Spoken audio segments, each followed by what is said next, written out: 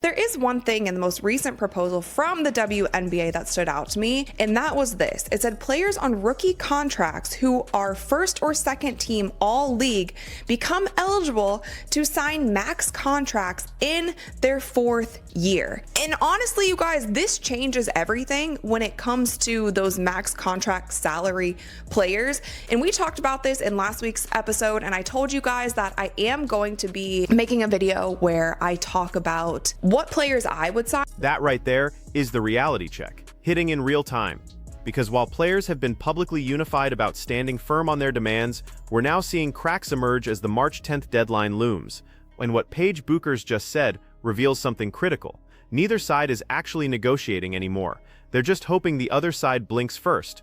Let me break down what's actually happening behind closed doors, because the latest proposals from both sides tell us everything we need to know about where this is headed. Neither side is budging on much. It seems like both sides are sticking to what they originally came into the agreements with, like those core principles. So on the player side, they are still not budging off of that gross revenue sharing model. Now the latest is that they have come down to 26% in the gross revenue sharing model, but they are still sticking to their around $9 million salary cap.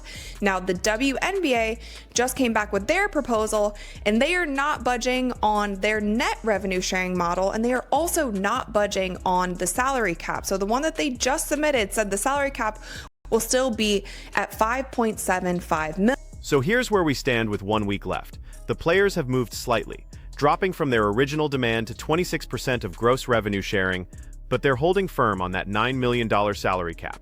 Meanwhile, the WNBA just submitted their counterproposal, and they haven't budged an inch, still pushing net revenue sharing instead of gross, and still offering only $5.75 million for the salary cap. That's a $3.25 million gap per team. And when you multiply that across all 12 franchises, we're talking about a massive financial chasm that nobody seems willing to bridge. Now here's what makes this fascinating. Both sides have been willing to compromise on what I'd call the peripheral issues. Housing? Done. The league agreed to provide it. Exclusivity clauses forcing players to stay in the US during the offseason? Taken off the table months ago. These smaller concessions keep happening, but when it comes to the two core issues, revenue sharing model and salary cap, both sides are dug in like they're defending the Alamo. There is one thing in the most recent proposal from the WNBA that stood out to me, and that was this. It said players on rookie contracts who are first or second team all league become eligible to sign max contracts in their fourth year. And honestly, you guys, this changes everything when it comes to those max contract salary players. And we talked about this in last week's episode, and I told you guys that I am going to be making a video where I talk about what players I would sign. But there's one detail in the WNBA's latest proposal that changes everything, and I'm shocked more people aren't talking about this. The league is now offering that players on rookie contracts who make first or second team all-league become eligible to sign max contracts in their fourth year. Think about what that means. We're not talking about some distant future scenario. This affects rosters right now, this season. Take the Indiana Fever as the perfect example. Under this new rule, both Kelsey Mitchell and Aaliyah Boston would be eligible for max contracts in 2026. That's next season. But here's the problem. With the current salary structure the league is proposing, there's only room for one max contract player per team. Just one. To max contracts if I was a coach or a GM for any of these teams. But this changes things when we're talking about which players will get max contracts, and it specifically changes it. Like if we use the Indiana Fever as an example, all of a sudden there are two top players who will be eligible for a max contract this season. This season, both Kelsey Mitchell and Aaliyah Boston could become max contract salary players in 2026. But here's the catch. Only one player currently, with how the salary structure is, could get that max contract. So this is where it really starts getting sticky with some of these teams if players' goal is to be that max contract salary player, because as of right now, there's only room for one of those players on every single team. So Indiana faces an impossible choice. Do you offer that max contract to Kelsey Mitchell, a veteran guard who's been the backbone of this franchise but is closer to the end of her career? Or do you lock up Aaliyah Boston, the young star with a decade of elite play ahead of her? And it gets worse, because Caitlin Clark becomes eligible for that max contract in 2027 under this same rule. She's already the face of the entire league. She's the reason the Fever sold out every game last season. She's the reason WNBA ratings exploded. If you're Indiana's front office, you know Clark is getting that max contract spot, which means you have to clear space for her. Suddenly, we're looking at a situation where the Fever might have to choose between keeping their core together or paying their franchise player what she's worth. And this isn't unique to Indiana. Every team with multiple young stars is going to face this exact dilemma. At this point in time in the year, the expansion teams would have already literally had their rosters by now. Most all teams would have had their rosters set in stone by now. We are already well past that date. And as we know, the majority of the players currently in the WNBA are free agents. And what we have also heard from many different sources is that many of these players are going to be signing one-year contracts. I personally do not think that's good for basketball. I think this free agency is going to be really messy. I think even if you're a max contract player, like the fact that your free agency of the biggest CBA that you have ever had in the history of the WNBA, the most money that any of these players have ever seen in their professional women's basketball careers, the fact that you now only have a... Now, some players might take less money to stay with a contending team. That happens in every sport. But the difference here is these are women's basketball players who've been historically underpaid for their entire careers. Many of them have spent their off-seasons playing overseas just to make a livable income.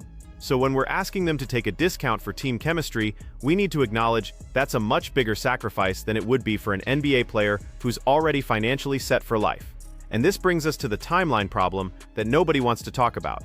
Even if the CBA gets signed today, March 3rd, we're already catastrophically behind schedule.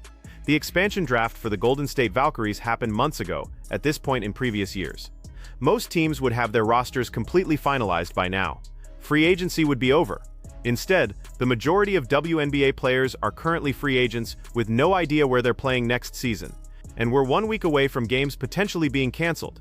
Week to figure out your destiny. A lot of these players are going to take one-year deals, but that is not good for the fan experience. Now, if it ends up just being just this year, people are taking one-year deals, and then next year there's going to be a lot of shuffling, and that's like the real free agency of the CBA, fine, I guess, but I still think that this year is so important when it just comes to the momentum, the new fans that are here for the WNBA, the new fans that showed up, that came with the young players, that came with Caitlin Clark to experience this league. The only way that they're going to stick around is if there is a good product on the basketball court, and it's going to be the wild, wild west of free agency. And I also think when all of this money is getting involved and there is only that one max contract and there's like a few big contracts with each team, and then Rachel's right to be concerned about this compressed free agency period, because what we're hearing from multiple sources is that most players are planning to sign one-year deals. And I understand why nobody wants to commit long-term when the entire financial structure of the league is in flux. But that's terrible for the fan experience. Think about what made last season special. Caitlin Clark brought millions of new fans to the WNBA. These weren't die-hard basketball fans who'd follow the league no matter what. These were casual viewers who got invested in specific players and specific team storylines. They showed up because they cared about watching Clark and the Fever's young core develop together. Now imagine telling those fans that next season, half the league's rosters are going to be completely different because everyone signed one-year deals. And then the season after that, there's going to be another massive shuffle when the real free agency happens after players see how the new CBA actually works. Deadline is we are starting to clearly see which players do not want a strike to happen and which players are leaning more towards like, can we just sign a deal soon? Like, it's looking like this deal is pretty good. Can we get this signed?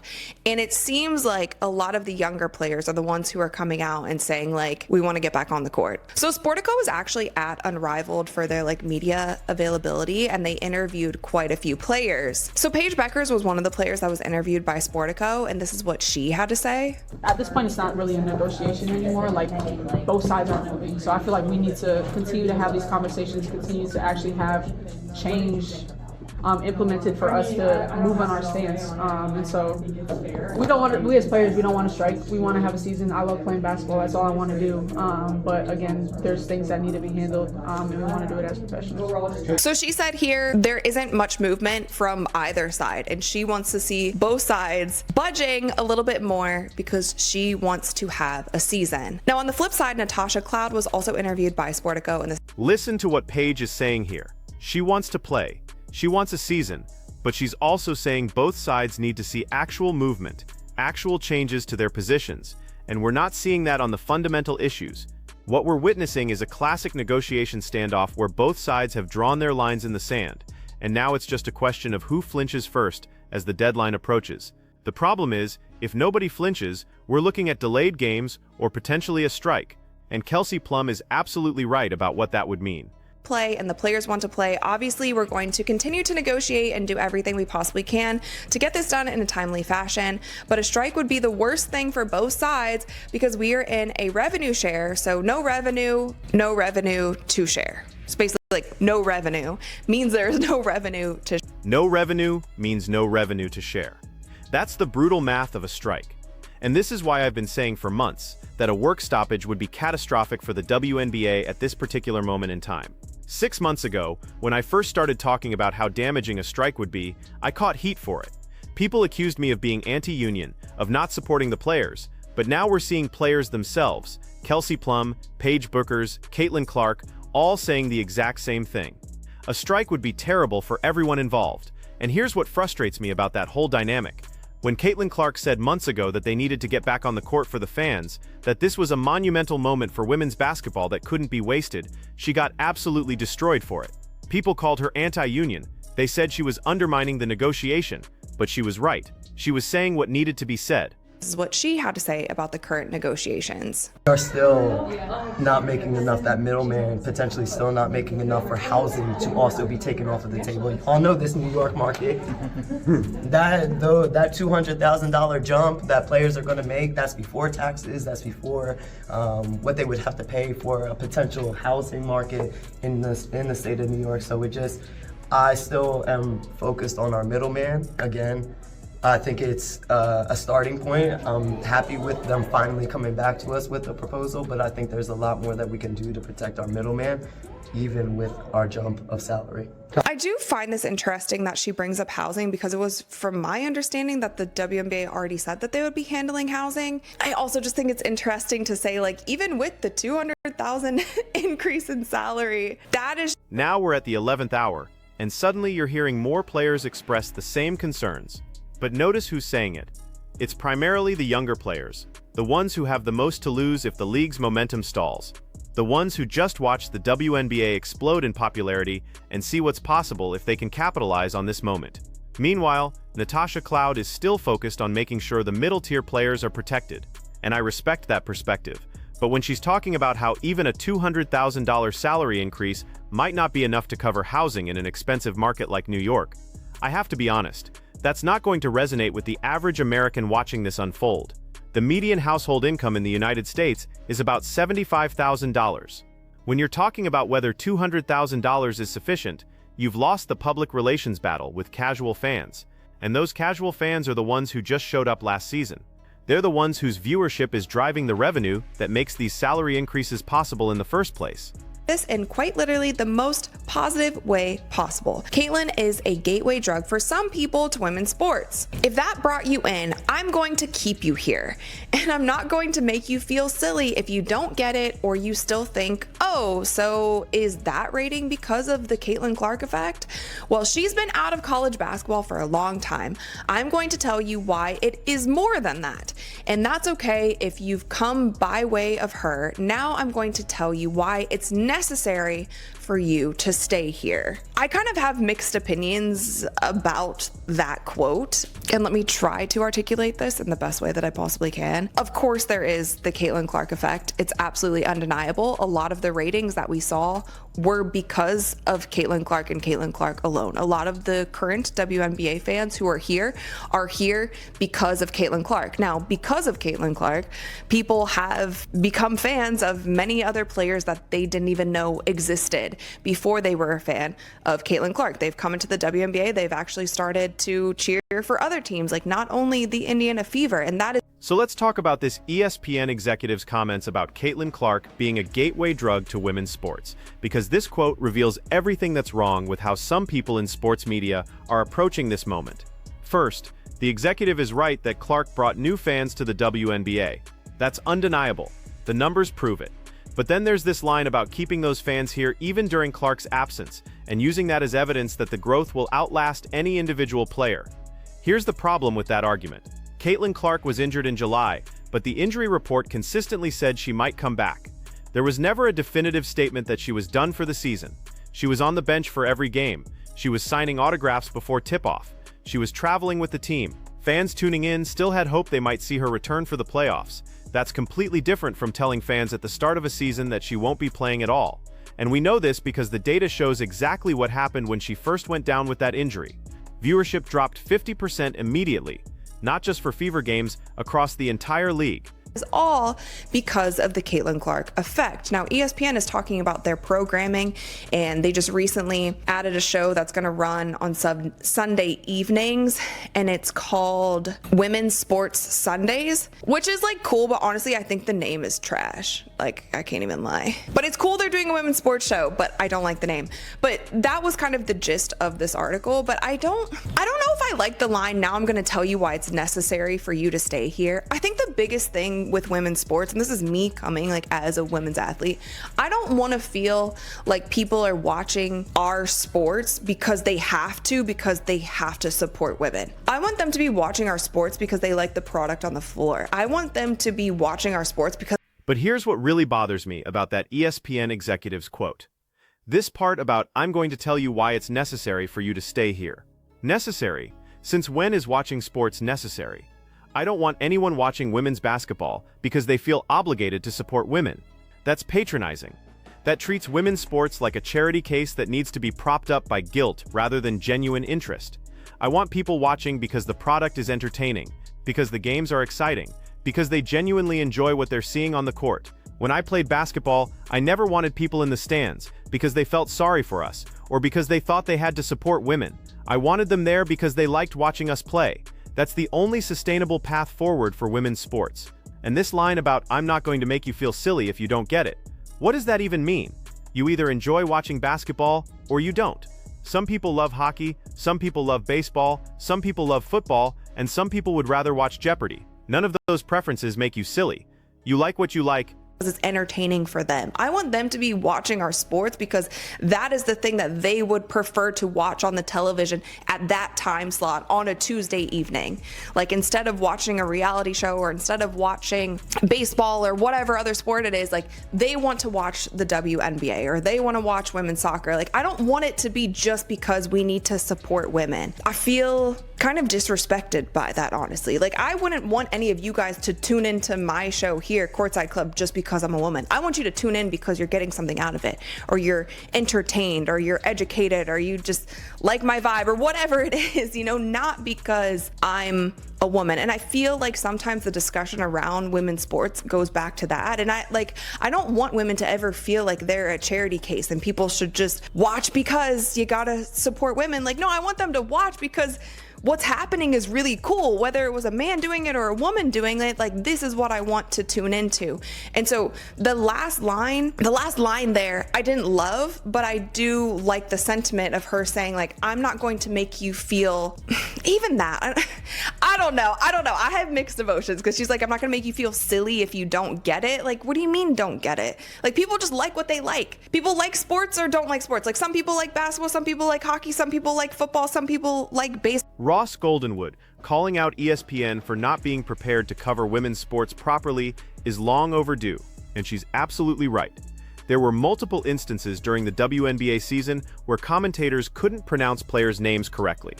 At the draft, where only 12 players get invited, they were calling athletes by the wrong names entirely. That's inexcusable. This isn't some obscure sport with hundreds of players to track. We're talking about a league with 144 roster spots. If you're assigned to cover a game, you get a list of who's playing. If you can't pronounce someone's name, you ask. You practice it beforehand. That's basic professionalism. And this gets back to my earlier point. If you're going to cover women's sports, cover them properly. Don't just assign random reporters who've never followed the league and expect them to figure it out on the fly. Don't treat WNBA coverage as an afterthought or a box to check. The fans who showed up last season can tell the difference between commentators who know the game and ones who are reading names off a sheet for the first time. So where does all of this leave us as we head into the final week before the March 10th deadline? The players have moved slightly on their revenue sharing percentage, dropping to 26% of gross revenue. But they're not budging on the $9 million salary cap or the fundamental demand for gross revenue sharing rather than net. The league is holding firm on net revenue sharing and a $5.75 million salary cap. Neither side is showing signs of making the kind of major concession that would actually bridge this gap. Meanwhile, we're starting to see clear divisions within the players' union. The younger players want to get back on the court. They see the momentum from last season and understand that delaying or canceling games could kill that energy. The veteran players are more focused on making sure the middle-tier salaries are protected and that the financial structure is sustainable long-term. Both perspectives are valid, but they're not entirely compatible when it comes to negotiation strategy. The new rule about fourth-year players becoming eligible for max contracts creates an immediate roster crunch for teams with multiple young stars. Indiana has to figure out how to handle Kelsey Mitchell, Aaliyah Boston, and eventually Caitlin Clark when there's only room for one max contract under the league's current proposal. That's going to force some brutal decisions. And even if a deal gets signed this week, we're looking at the most compressed and chaotic free agency period in WNBA history. Most players are going to sign one-year deals because nobody wants to commit long-term in this uncertain environment. That means roster instability, which means it's harder for fans to connect with teams, which means some of those casual viewers who showed up for Caitlin Clark might not stick around if their favorite team looks completely different next season. The expansion teams, Toronto and Portland, are at a massive disadvantage. They should have had their rosters set by now. They should have had months to build fan engagement and market their players. Instead, they're going to be throwing together rosters in a matter of days and hoping fans show up for a team they barely know. Here's what I think happens. I think we get a deal at the last minute, probably late on March 9th or early on March 10th. I think both sides will make just enough movement to avoid the catastrophic optics of canceled games, but I don't think it's going to be a good deal for either side. It's going to be a compromise that leaves everyone somewhat unhappy. The players will get more money than the previous CBA, but not as much as they wanted. The league will maintain more control over the revenue-sharing structure than players wanted, but they'll pay more than they initially offered. And we'll all move forward with this sense that we could have handled this better if both sides had started negotiating in good faith 6 months earlier. What frustrates me most is that this was all preventable. The previous CBA had an opt-out clause. Everyone knew this negotiation was coming. Both sides had years to prepare, and yet here we are, 1 week from the deadline, with fundamental disagreements still unresolved. The WNBA just had its best season in history. Ratings were up across the board. Attendance was through the roof. Merchandise sales exploded. Sponsorship deals came flooding in. This should be a moment of celebration and momentum. Instead, we're talking about potential strikes and canceled games. And that's what makes Kelsey Plum's comments so important. No revenue means no revenue to share. If games get canceled, everyone loses. The players lose paychecks. The league loses credibility with sponsors and broadcast partners. The teams lose ticket sales. And most importantly, those casual fans who just discovered the WNBA lose interest and move on to something else. You can't get that momentum back once it's gone. The sports landscape is too crowded and attention spans are too short. If you tell someone who just became a WNBA fan that there's no basketball to watch because of a labor dispute, they're not going to wait around. They're going to find something else to watch. So my question for both sides is this: was it worth it? Was standing firm on your respective positions worth risking the best moment in WNBA history? Because if we lose this momentum, if we waste this opportunity, we might not get another chance like this for a decade. The players deserve to be paid fairly. The league deserves to operate sustainably. Both of those things can be true, but neither of those things matter if there's no season to play. Get in a room, make the hard compromises, and get this done. Because the clock is ticking, and the fans who showed up for Caitlin Clark and stayed for the quality of play deserve better than this.